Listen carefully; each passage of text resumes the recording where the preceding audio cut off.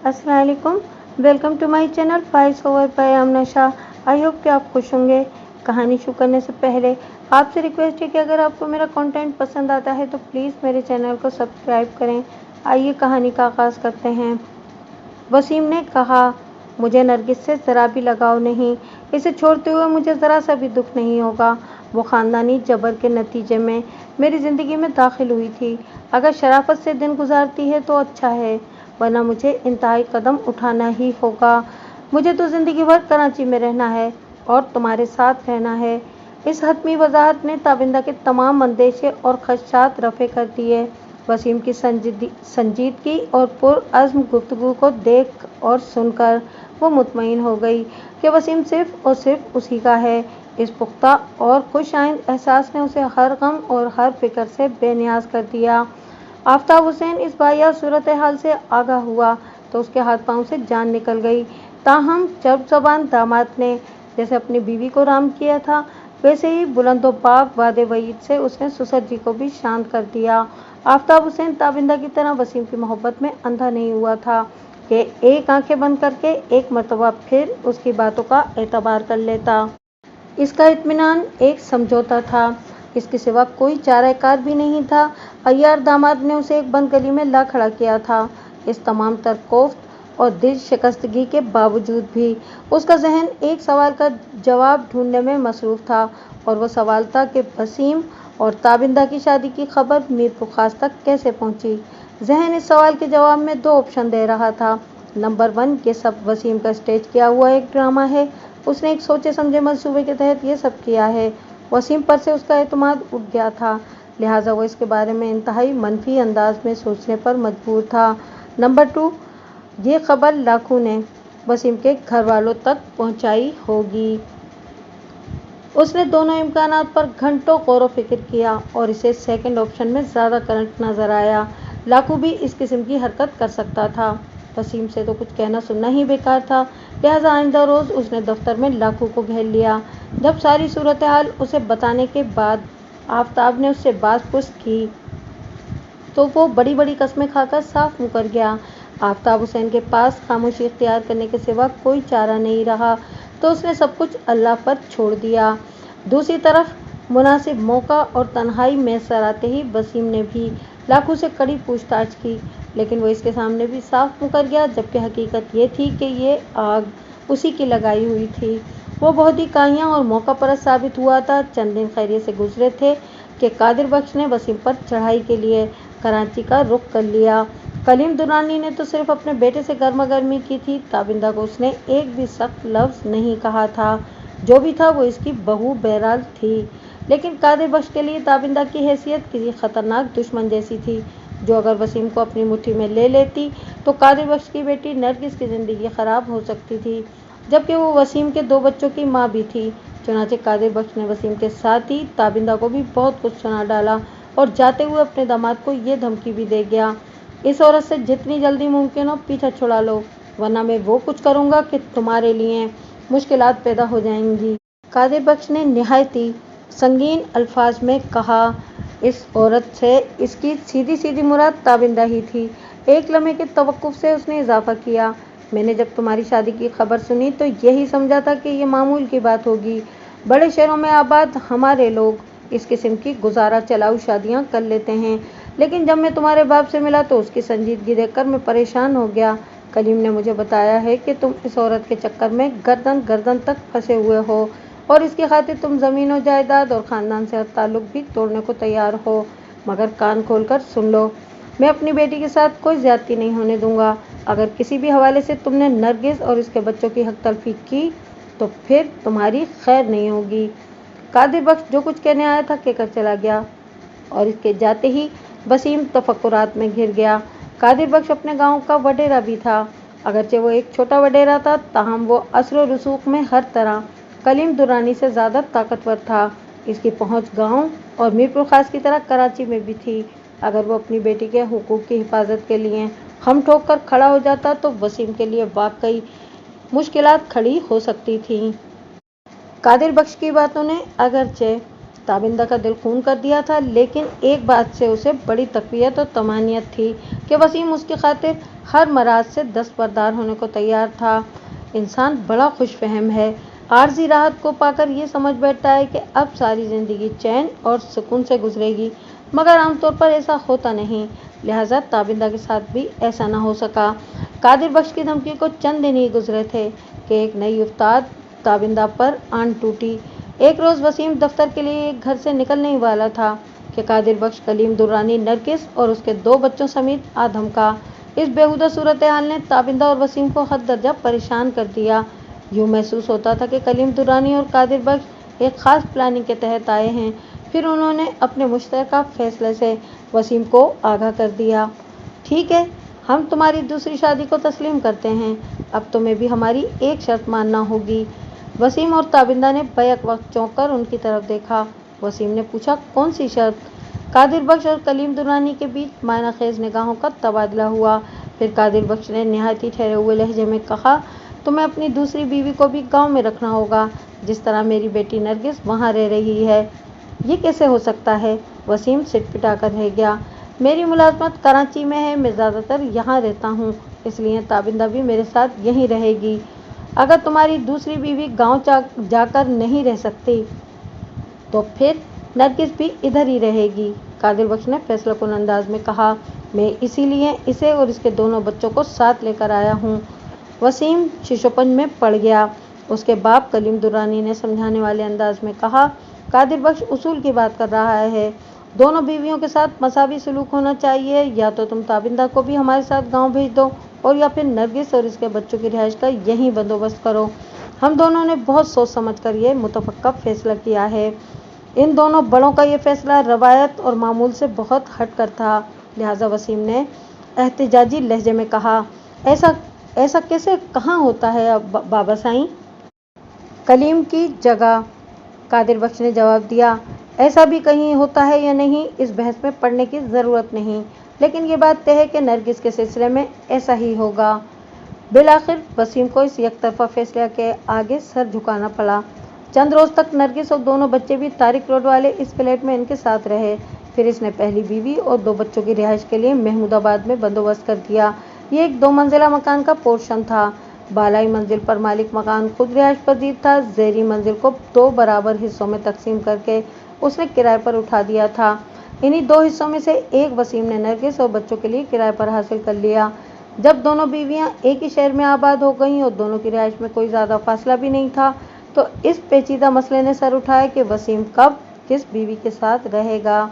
एक मरतबा फिर सोच विचार की गई और बाहमी मुशावरत से ये तय पाया कि वसीम हफ्ता इतवार, मंगल और जुमेरात ताबिंदा के साथ तारिक रोड वाले फ्लैट में गुजारेगा, जबकि पीर, बुध और जुमा नरगिस के साथ महमूदाबाद वाले घर में।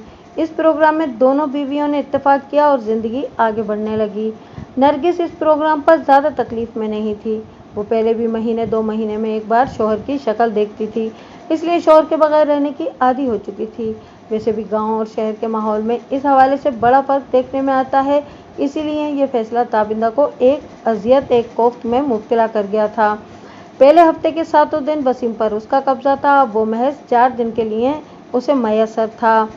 ताहम वो ये सोचकर मुतमईन थी कि वो वसीम को खोने से महफूज रही है, और ये कि नरगिस ने यहाँ आ जाने के बावजूद भी वो ज़्यादा मोहब्बत उसी से करता है।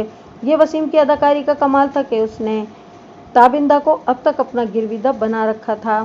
ताबिंदा अगरचे वसीम की तरफ से मुतमईन हो गई थी, लेकिन कभी कभी उसके जहन में ये सोच भी आ जाती कि कहीं वसीम इसे कई नई अंदाज से धोखा देने की कोशिश तो नहीं कर रहा। एक मरतबा चूँकि वो धोखा खा चुकी थी, वसीम ने अपनी दरोगोई की मसलहत की रेशमी पोशाक से ढांप कर ताबिंदा को इत्मीनान दिलाने की कोशिश की थी, और वह किसी हद तक मुतमईन भी हो गई थी। हफ्ते के दिनों की जो तकसीम तय की गई थी, वसीम ने इसमें गड़बड़ शुरू कर दी। वो हफ्ता इतवार और मंगल तो ताबिंदा के साथ गुजारता, फिर जुमेरात ही से गोल हो जाता। उसने ताबिंदा का एक दिन कम करके नरगिस का बढ़ा दिया था। नरगिस की जानिब उसका झुकाव समझ में आता था कि वहाँ वसीम के दोनों बच्चे भी मौजूद थे। ताबिंदा ने जब इस खिलाफवर्जी की शिकायत की तो वो बेपरवाही से बोला, पहले 4 दिन तुम्हारे थे और 3 इसके, अब 4 इसके और 3 तुम्हारे हो गए हैं। مسئلہ 3 اور 4 کا نہیں بلکہ وعدہ خلافی کا ہے۔ تابندہ نے خفگی آمیز لہجے میں کہا۔ وسیم، میں پچھلے چند دنوں سے تمہارے رویے میں بھی نمایاں تبدیلی محسوس کر رہی ہوں۔ کیسی تبدیلی؟ وسیم نے پوچھا۔ وہ شکایتی انداز میں بولی کہ تم مجھ سے کچھ بیزار رہنے لگے ہو۔ کیا اس طرف تمہارا دل زیادہ لگ گیا ہے؟ اس طرف سے تابندہ کی مراد نرگس تھی۔ وسیم نے جھنجھلاہٹ بھرے لہجے میں کہا، تمہارا دماغ خراب ہو گیا ہے۔ حالانکہ میں تو انصاف کرنے کی کوشش کرتا ہوں، تم دونوں سے مجھے ایک جیسا لگاؤ ہے۔ وسیم، وہ اس کی آنکھوں میں جھانکتے ہوئے بولی، یا تو تم اب جھوٹ بول رہے ہو یا پھر تم نے پہلے مجھ سے غلط بیانی کی تھی۔ کیا مطلب ہے تمہارا؟ وہ الجھن زدہ نظر سے اسے تکنے لگا۔ تابندہ نے اس کے اظہار محبت کا حوالہ دینے کے بعد کہا کہ تم مجھے بتا چکے ہو کہ نرگس خاندانی جبر کے نتیجے میں تم پر مسلط کی گئی اور اب تم صرف اور صرف مجھے چاہتے ہو، میرے سوا کوئی تمہیں نظر نہیں آتا۔ اس لیے اب میرے وجود سے جب تمہاری ذات مکمل ہوئی ہے تو کیا مطلب ہے تمہارا ان سب باتوں کا؟ وہ جزبز ہو کر رہ گیا۔ تابندہ نے جو سوالات اٹھائے تھے اس کے پاس کوئی بھی معقول جواب نہیں تھا، لہٰذا وہ بولا کہ تم کیا چاہتی ہو میں نرگس اور دونوں بچوں کا گلا گھونٹ دوں؟ آخر کو وہ بھی انسان ہیں اور تمہارے برابر، بلکہ تم سے کچھ زیادہ ہی مجھ پر حق رکھتے ہیں۔ تابندہ کو یوں محسوس ہوا کہ کوئی نازک سی شے ایک چھناکے سے اس کے اندر ٹوٹ کر کرچی کرچی ہو گئی ہے۔ وسیم کا اصل چہرہ ابھر کر اس کے سامنے آ رہا تھا۔ اب تک وہ اپنے پلے کو جھکا ہوا محسوس کر رہی تھی، لیکن وسیم کے ان الفاظ نے اس پر واضح کر دیا کہ نرگس کے پلے میں جھکاؤ زیادہ ہے۔ اس روز ان کے درمیان جس کشیدگی نے جنم لیا وہ ہر گزرتے دن کے ساتھ بڑھتی چلی گئی۔ تابندہ کو یوں محسوس ہونے لگا جیسے وسیم نے باقاعدہ اس کے خلاف محاذ بنا لیا ہو۔ اب وہ صرف ہفتے اور منگل کو اس کے پاس رکتا اور وہ بھی پھولے ہوئے منہ اور چڑھی ہوئی تیوری کے ساتھ۔ ہفتے کے باقی 5 دن وہ اپنی زوجہ اول اور بچوں کے ساتھ محمود آباد والے گھر میں گزارتا، اور یہ صورتحال آفتاب حسین سے پوشیدہ نہیں تھی، لیکن وہ بھی اس قدر بے دست و پا ہو چکا تھا کہ کچھ بھی نہیں کر سکتا تھا۔ وہ تابندہ سے بے اندازہ محبت کرتا تھا اور اس کی محبت کی خاطر مجبور تھا۔ وہ نہیں چاہتا تھا کہ سب کچھ ختم ہو جائے، اور اب ایسا ہی ہونے کے آثار پیدا ہو رہے تھے۔ اسی کشیدگی اور دل گرفتہ صورتحال میں دن گزر رہے تھے کہ ایک روز پتہ چلا کہ وسیم کو محمود آباد والے گھر میں قتل کر دیا گیا ہے۔ ریمانڈ کی مدت پوری ہونے کے بعد پولیس نے عدالت میں چالان پیش کر دیا۔ میں نے اس پیشی پر اپنے موکل کی ضمانت کرانے کی پوری کوشش کی، مگر اس کوشش میں مجھے کامیابی حاصل نہ ہو سکی۔ قتل کے ملزم کی ضمانت ناممکن حد تک مشکل ہوتی ہے، تاہم میں اس عارضی ناکامی سے قطعاً دل برداشتہ نہیں تھا۔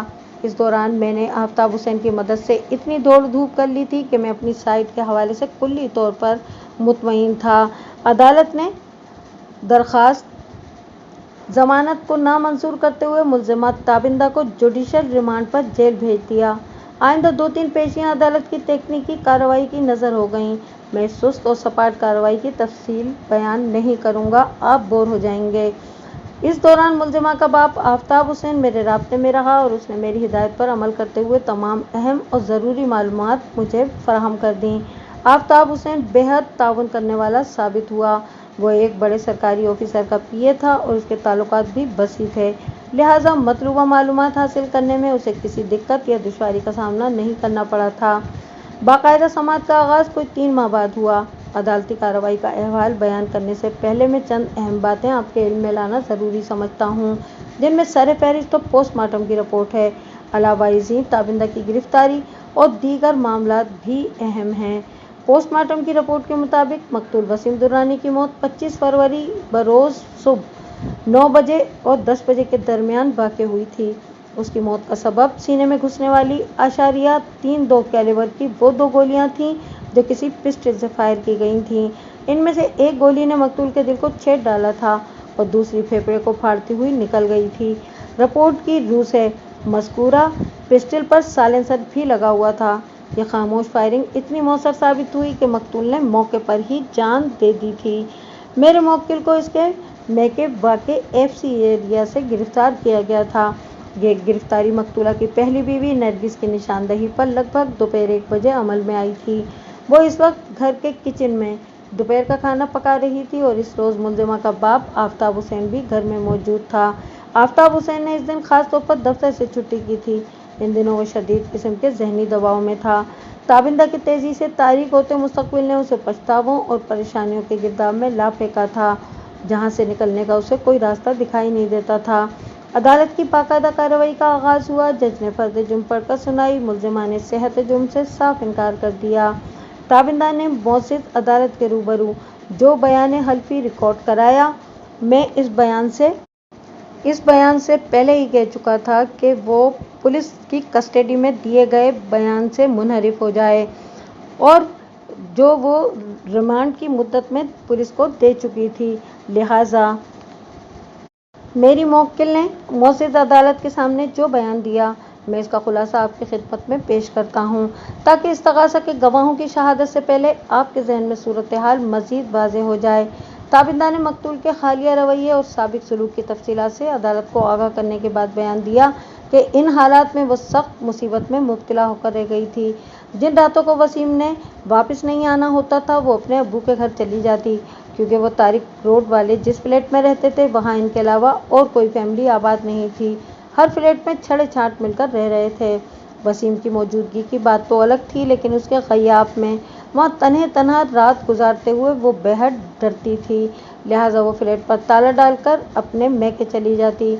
लेकिन जब वसीम ने खिलाफ अहद किया तो और नरगिस के पास ज़्यादा दिन रुकना शुरू किया, तो उसके लिए नई मुसीबत खड़ी हो गई। इस सूरत हाल ने मुल्जिमा के बाप आफ्ताब हुसैन को भी परेशान कर दिया, और आखिरी दिनों में जब वसीम पीछे की राह भूल गया तो मुल्जिमा को 2-2, 3-3 दिन अपने वालिद के घर में गुजारना पड़ते। वाक़ये से 2 रोज़ कबल भी 23 फरवरी बरोज़ हफ्ता भी वो FC एरिया वाले घर आ गई थी। अब मंगल को वसीम ने उसके पास आना था। ये 2-3 रोज़ उसे अपने मैके में गुजारने थे, मगर पीर 25 फरवरी की सुबह एक ऐसा वाक़या पेश आया कि उसे घर से निकलने पर मजबूर होना पड़ा। वो रोज़ाना सुबह जल्दी उठने की आदी थी। उसे बेदार हुए थोड़ी ही देर गुजरी थी कि टेलीफोन की घंटी बज उठी। ये खिलाफ मामूल और खिलाफ तवक्को फ़ोन कॉल थी। आफ्ताब हुसैन इस वक्त सो रहा था। मुल्जिमा ने फ़ोन का रिसीवर उठाकर कान से लगाया और माउथ पीस में हेलो कहा। इस हेलो के जवाब में दूसरी तरफ किसी अजनबी मर्द की नामानूस आवाज़ उभरी।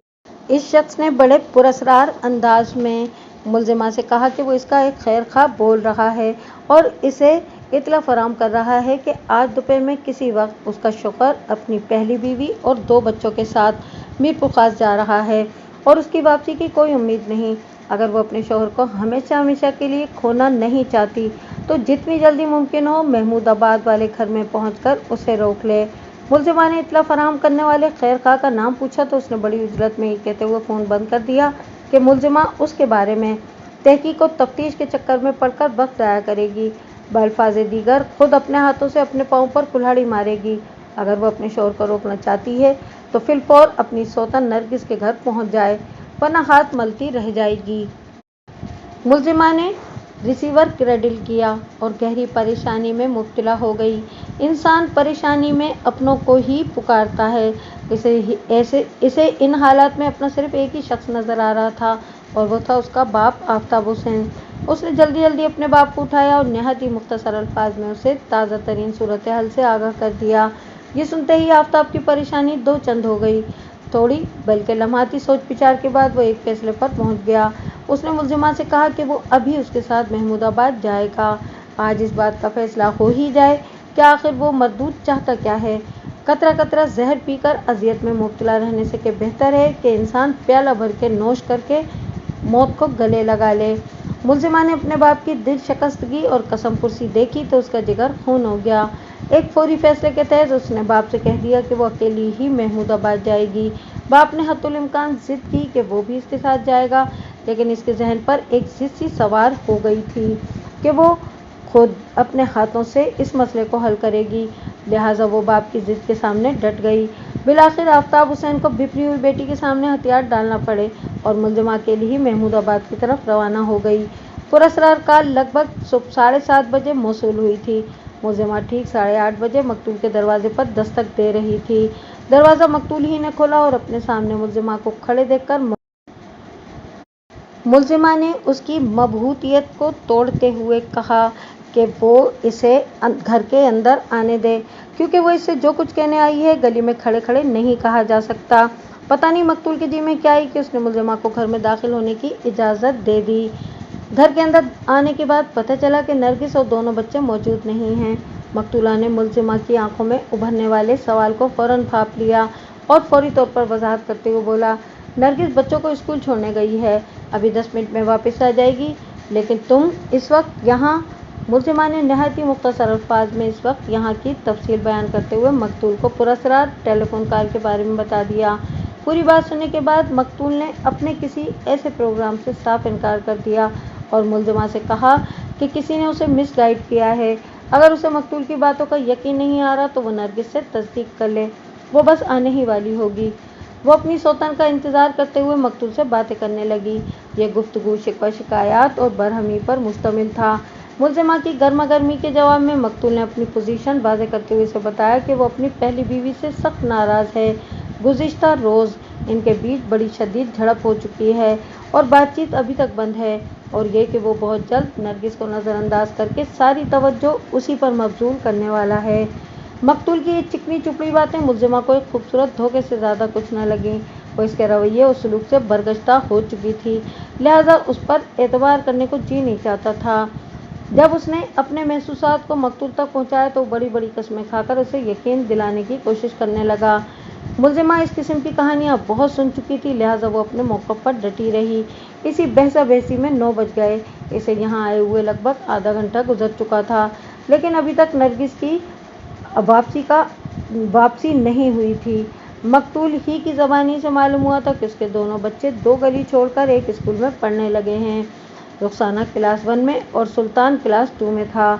दूसरी गली के फासले से वापस आते हुए इतनी देर नहीं लग सकती थी। मुलजिमा ने इसके मुबैना मीरपुर ख़ास प्रोग्राम का हवाला देते हुए एक मरतबा फिर मकतूल पर झिड़ा शुरू कर दी, और साथ ही उसने ये भी कहा कि नरगिस वापस क्यों नहीं आई अब तक। मुलजिमा के पहम इस्तफसार को कट हुज्जती पर महमूल करते हुए मकतूल ने खुशील अंदाज में कहा, मैं पुरस्कार फ़ोन कॉल करने वाले के बारे में कुछ नहीं जानता, ना ही हमारा ऐसा कोई प्रोग्राम था। मैं इस सिलसिले में अब कोई कसम नहीं खाऊंगा।